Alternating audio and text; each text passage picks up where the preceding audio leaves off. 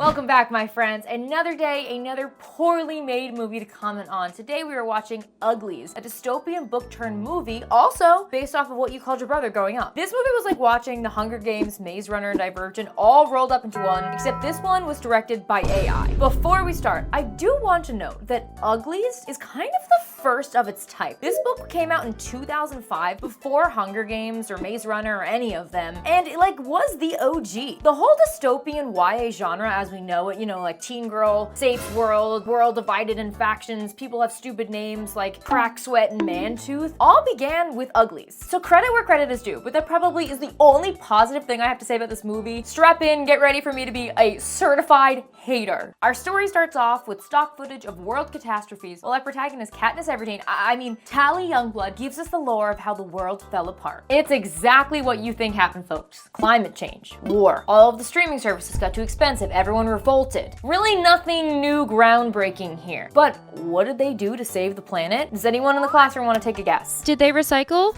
No. Did they move to space? No. Did everyone get plastic surgery? What? That's so correct. So they came up with a radical solution. Everyone, on their 16th birthday, undergoes a life-changing operation to become their most perfect self. You know what would solve world hunger and create peace? Universal BBLs. Why did no one think about this before? Okay, this is crazy. Their solution to everything is plastic surgery? That aside, I have a lot of questions about this method. It just makes no sense. Who is paying for this plastic surgery? The government? And if so, does no one have jobs? Are there no socioeconomic classes? Is everyone just mewing and mocking all day long and no one has to take care of, the trash system or something like that? So many questions I need answered.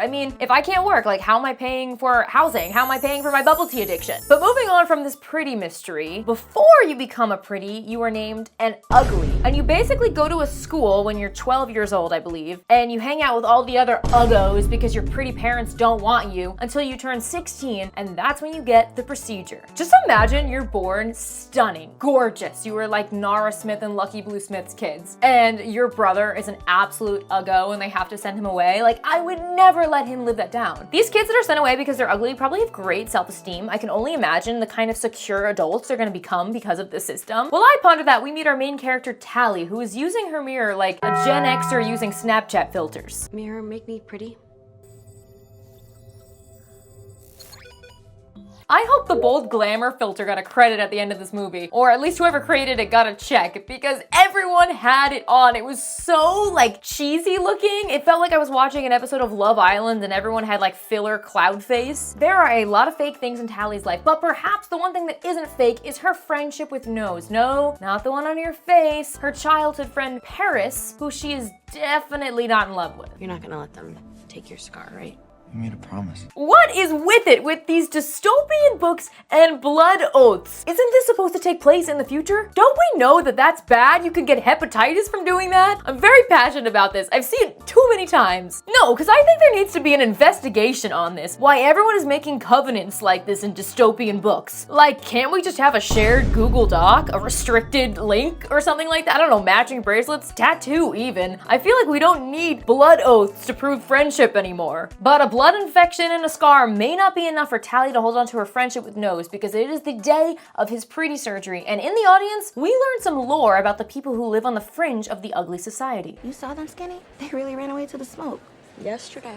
I didn't think they'd do it. I don't think they'll make it. Because the smoke doesn't exist. I cannot take this movie seriously with these discount Hunger Game names. Skinny. Okay, you know what? That one actually is probably one of the better ones. I wouldn't mind that one. Skinny Legend, what did you get on your test? Actually, I kind of like that. Okay, but can we also talk about the name of this fringe group? The Smoke? That sounds like a barbecue restaurant. I feel like the Fringe or the Rebels would have been much clearer, but while they're yapping away in the audience about whether the Smoke is a secret Arby's or a rebel organization, Nose gets up to get a surgery. Well, tomorrow's pretties, please come forward. The bridge. 1 month. Don't be late, okay? Deal. See you, Squid.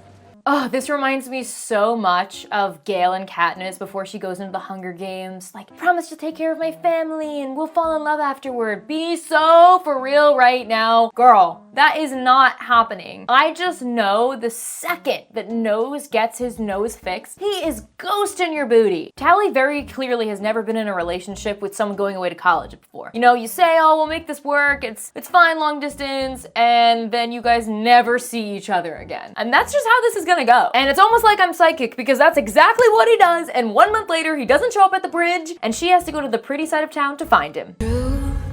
It may seem like a stretch, but it's thoughts like this that catch my troubled head. They will see us waving from side. This place really took me out, okay? It looks like the editor used popular templates on CapCut. And I get it, all right? It's like the pretty world is so fake, so their surroundings are fake, but I honestly don't think it's that deep. I think it was more of a budget thing. This looks like a computer game. I'm waiting for a creeper from Minecraft to pop out. But the glamour of everything ends when she finds Paris. Things are just different here. I didn't really know what we'd talk about. I mean, you'll get it when you're pretty. We said best friends forever. Maybe we will be. In what, 2 months? Whoa, color me shocked. You'd think a blood oath would mean something these days. Girl, this happens all of the time. All right, celebrity men, it's an epidemic. Barry Keoghan, Jeremy Allen White. All right, they get a little bit more famous, they work out a little bit more, and then all of a sudden, their girlfriend, their wife gets thrown to the side. Now, that's exactly what's happening to you right here. And I'm really glad that you learned this lesson. But the lesson that you really should have learned is you don't take off your mask when you're infiltrating a party that you're not supposed to be at. So of course, Tally gets caught, she runs away from the police, but she does meet a new friend.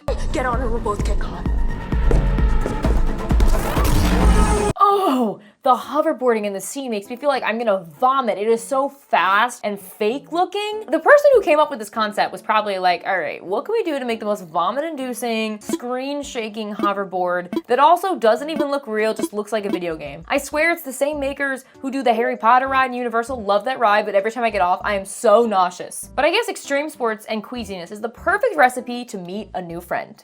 You're way cooler than you look. Are you kidding me? You just lost a warden. Ordinary Tuesday. Do you want to go to the kitchen? It's locked. So? How are we not already friends? They're acting like teenagers make friends the same way that kids do on the playground. Hey, I like your jacket. Cool, let's be friends. Like, that doesn't happen in real life. It takes a little bit more than that. This relationship just feels so inauthentic because clearly she's gonna be a big part of this movie because they're making it so rapid, like, we're best friends now. This is someone I really care about. But as an audience member, I don't feel like that. This went from we never talked before to let's be best friends in a matter of seconds. I'm guessing there's more to this relationship in the book, and obviously they're having to rush it for pacing of the movie, but it just feels so inauthentic to me. Maybe I'm cold-hearted and antisocial, but it's gonna take a little bit more than a skateboard hover ride for me to want to hang out with you afterward. Also, you're gonna be friends with a girl who in a scene previous told everyone that you snuck out and you could potentially not get your surgery because of that. But I'm sure this friendship is really vital to the story, and maybe they get to know each other and do something other than hoverboarding. Make it stop. Make it stop, please. I am 26 minutes into this movie, and all they do is laugh and hoverboard. I am going crazy, please. Someone have some conflict or something happen. I can't take it anymore. It feels like I'm watching a documentary on hoverboarding, and not a good one. Maybe something other than hoverboarding will happen if I keep watching. Just keep going. I've never been in the Rusty Ruins before. What is that? Rusty's called it a roller coaster. Doesn't work anymore, but it's killer boarding. I gotta lock in for this one, all right? Because listen, if I was not doing a commentary on this, I would have shut this movie off like 10 minutes ago. This movie isn't about anything other than two girls hoverboarding and also rusty ruins. That's like something that I would come up for a sketch. In fact, I think I have a sketch on dystopia. I'm gonna link it down below, and I'm sure I've said something similar to this. And also, why did the color grading get dark all of a sudden? They went from playful to the new Batman movie with Robert Pattinson. Hopefully this means something serious is gonna happen. Shade, who are you calling? David. What? He's real, Tally. The smoke is real, and he'll be here any minute. This went from 0 to 100. You barely know this girl, and you want her to come risk her life and go with you to this cult in the woods? What's next? You're gonna sell her on a multi-level marketing scheme? Come sell Mary Kay with me and David. If you sell 100 units, she'll get a pink helicopter. Well, for once, Tally does the right thing, and she lets Shay go be a boss babe with David. But because she's the last one who saw Shay and she's now missing, now she's under investigation. We believe she's been brainwashed. by a man named David. He gets people to trust him and then holds them against their will. Help us. The sooner you do, the sooner we can get to your procedure. Stop. I have a question and it needs to be answered right now. Why the heck does everyone have all these intricate names? You got Squint, Nose, Skinny, like things that are just kind of weird and off the beaten path. And then you have the leader of the rebellion with the name David? Like it couldn't be Plague or Raven Swan or I don't know, whatever that one video, Darkness, Ebony, Dementia, Raven Away, something menacing. David is what we go for? The name David sounds like your middle-aged neighbor who grills burgers in the front yard, not the leader of a cult rebellion. But at least Tally has some loyalty and she doesn't give up her friend. However, the governor does not like this, so she invites someone else to extract information from her. So just tell him everything you know. But I made a promise to her. But you also made a promise to me. What am I supposed to do? Well, I'll tell you what you're not gonna do is buy anything this man says. The last time you saw him, he got rid of his car, broke his promise to you, and told you that he'd only like you if you got a little bit of filler. And why aren't you skeptical that right after Governor Cable is like, we need some information and you don't give it to her, this guy comes and asks the same questions, even though he didn't want to see you? Tally, baby girl. Ugly is one thing, but ugly and dumb, not a good combo. Also, I've said it before, but I cannot take any of these conversations seriously. With names like Squint and Nose. Dopey, remember how close we were? Chicken Toes, oh, I'm sorry, it's just hard to get back here. Piss Pants, you know, we could get out of here right now. Like, how am I supposed to watch that with a straight face? Paris's words mean nothing to her, but when the governor the next day tells her what the smoke is really after, she starts to take things seriously. Why would they want to do that? They've decided their way of living is more worthy than ours. So much so they want us gone. They plan to use this weapon to wipe out our city. I feel like Tally has done zero research to see if what the governor is saying is true. I mean, off the bat, she looks like every other villain to ever have existed. So I don't know why she's so trusting to this person. I think that's the major thing about Tally that I don't vibe with, is she's so freaking gullible. I just want to shake her and ask her to do some critical thinking. So Tally sets off to go find the smoke and save Shay in one of the most boring journey montages I have ever seen.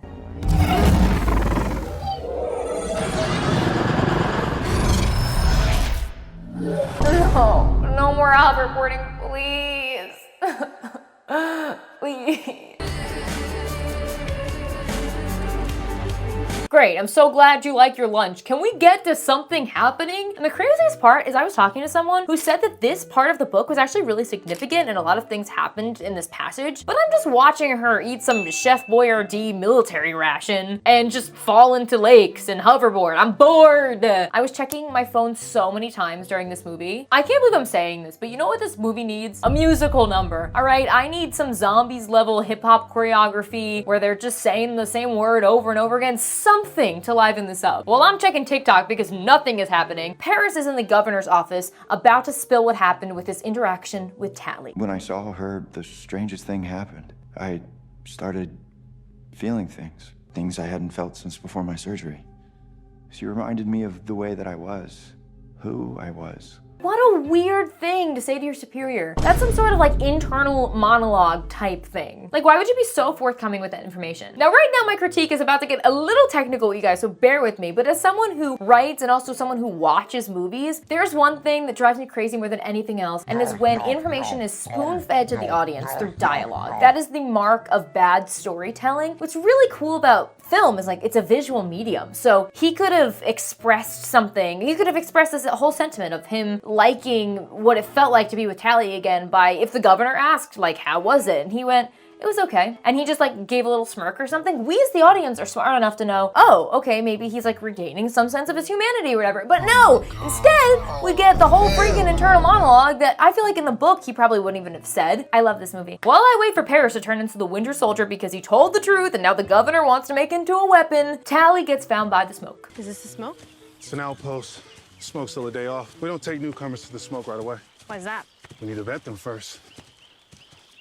She looks so disappointed after hearing him saying that. Tally, if you are trying not to lean into the rumors that you are a mole, you are doing a terrible job. Here at the Smoke Outpost, Tally meets new recruits, Hairplug and Snaggletooth. Actually, I wish that was their names. They are just Shay and Croy. Not as exciting. I feel like we could have jazzed those up a little bit. David, the fearsome leader of the Smoke, tells Tally that these white flowers that she thought were a renewable resource are actually killing the planet, and the reason why they're called the Smoke is they're burning them to save it. I'm just kind of confused on this method of saving the planet because when you burn things, CO2 goes into the atmosphere, and that creates a hole in the ozone layer, which makes the Earth hotter, which isn't saving it? While I try to make heads or tails of this climate science, Shay falls out of the helicopter in an event that which easily could have been avoided right into the fire. Shay! David, look down! Wait, are those scouts? They're running into the flames! They're going after Shay! Not only is the ground burning, but these Winter Soldier pretties have found them. Oh my goodness, will Tally be able to save her? I'm biting my nails with anticipation. This is so crazy. We got him! I never doubted for 1 second that she wouldn't be saved. This scene acted like the whole audience was supposed to stand up and uproariously cheer. Like this was some great feat, some amazing rescue mission. All of them are idiots. You want to kill these flowers? Why don't you just poison them or something? Save yourself the inhalation of smoke. But if there wasn't a cool helicopter scene, then Tally wouldn't earn the trustworthiness of David, and she wouldn't get taken to the smoke. We grow our own food, but you'll be surprised how much better it tastes when you grow it yourself. Everyone has to work. Even our elders. We don't have money, so we share things and trade. I love that she's so surprised by all of this. Like she's never once contemplated how humans existed without technology. I feel like this is how Gen Alpha iPad kids react when they are told that there was something called a typewriter once. Wait, you know what this reminds me of? It's kind of like that one meme with Kim Kardashian and she's the pioneer woman. And then there's a text over it that says like me when I go to the bathroom without my phone. Or like me when I read and it's on a book and not a Kindle. It's a simple life out here in the smoke. And we get a little bit more backstory from Shay, who's a very attached friend. What about stuff like weapons? I mean, in theory, but it's not really our style. Do people just walk around with their friends on their back? Because I have never done that. Like, come on. Okay, you're playing a 16-year-old, but I know you're like 26. Get off our back. Walk yourself. I can maybe see a couple doing this for a second, but casually walking like that for so long is wild. It's really giving like PDA couple at a theme park. I really was that taken aback by it that I wasn't even listening to her. I was just like, what is going on? What is this walking arrangement? But I did manage to hear that they don't have weapons. Like, what are you gonna do when the city comes and attacks? Sing a pop number to destroy the evil? This isn't Trolls World Tour. But who cares about how they defend themselves? Because Tally has bigger things to worry about, like whether David likes her or not. He likes you. What? It's time for you to make a choice. Are you staying or not?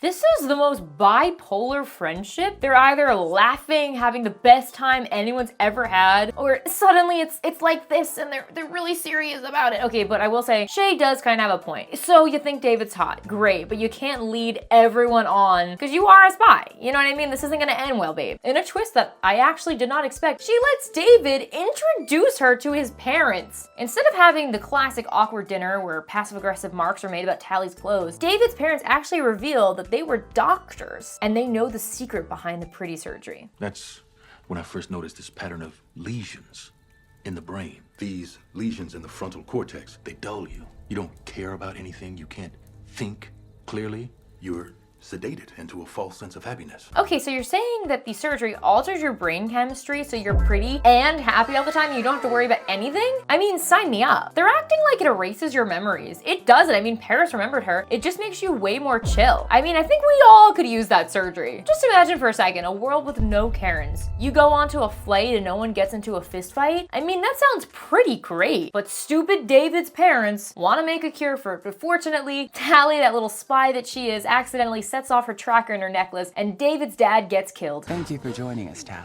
You didn't tell me that you would hurt anyone. Not the, you didn't say you'd hurt anyone after you agreed to infiltrate this society and basically take them down. You know that someone might get hurt in that process. So freaking cliche. Every single time I hear that when someone makes a deal with someone who's obviously the villain and then in the end they get screwed over, I'm like, babe, have a little common sense. Please. You know what? It's sad someone had to die because Tally's an idiot, but finally gets what she wants. Your procedure has been scheduled. In fact, all of your procedures have been scheduled. Oh, brother, give me a break. Everyone is acting like this is something so terrible. Like, oh no, I'm getting free plastic surgery. You should be weeping with joy. This is like Oprah going, you get a car, you get a car, you get a car. And then you get to be happy after the surgery. People need their priorities straight. And then the movie ends there and we all get to be freed from this nonsense. No, actually, Tally gets away because she decides that's not what she wants to do. And she freaking teams up with David, who she just killed his dad. So I don't even understand how there's any trust there. They go into the city to rescue the smoke people, but unfortunately, they're too late for one of them. Tally, Hey, do you love it? I gotta be first because I made the most trouble. Oh, the bold glamour filter. It strikes again. It's really, really taking me out. Okay, and also the wig. That looks like they got that from Spirit Halloween. But again, like, why are we crying over this? Your friend looks great. Compliment her and be happy for her. Don't be jealous. It's not cute, Tally. But before they all can escape, they have to get past the final boss, her situationship who turned into the Winter Soldier. Squint and nose. Forever. Do you remember that? Oh God, I can't listen to this any further. I wish someone would just toss him off a building. No! Finally, that guy is gone. He's so annoying, keeps appearing everywhere. I feel like he's the human equivalent to that Cars for Kids jingle. Everywhere. Well, that's the end of the movie. They give Shay the cure and, oh, I'm lying. There's more. There's more. Keep going. I'll be your test subject. They'll turn me in, and then you'll turn me back. Tally, no. Maddie, please. Okay, I'm starting to understand this. Now I see this was her plan all along. She was like, now I know they have the cure. I can get my surgery to make me look like a certified baddie, but then I can get the cure and I won't have lesions in my brain, and my old situationship just died, and now David has no one else to be with other than me, because that's how these work, even though I just killed his dad. Everything is falling into place. Okay, this is such stupid logic. Why wouldn't you try the cure on someone who's already gotten the pretty surgery? It's like what they do with rats. It's like giving rats horrible diseases to see if vaccines work on them. You already have so many test subjects. But finally, after an hour and 30 minutes of agony and trying so hard not to check my phone, she becomes pretty. I love being pretty.